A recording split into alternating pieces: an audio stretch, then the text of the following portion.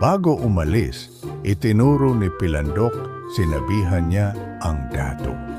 Para mas marami itong mailabas, dapat ilagay ninyo siya sa isang maganda at tahimik na silid at pakainin ng masasarap. Upang makasigurado, tinapik pa ulit ng dato ang manok, plok! At lumabas ang ika-4 na butil ng ginto.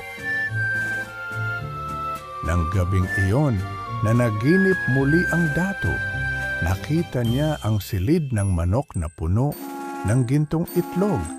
Kaya't kinaumagahan, dali-dali niyang pinuntahan ang silid. Ngunit laking gulat niya. Puro dumi at ipot lang ang laman ng silid. Tinapik niya ang manok. Walang lumabas na ginto.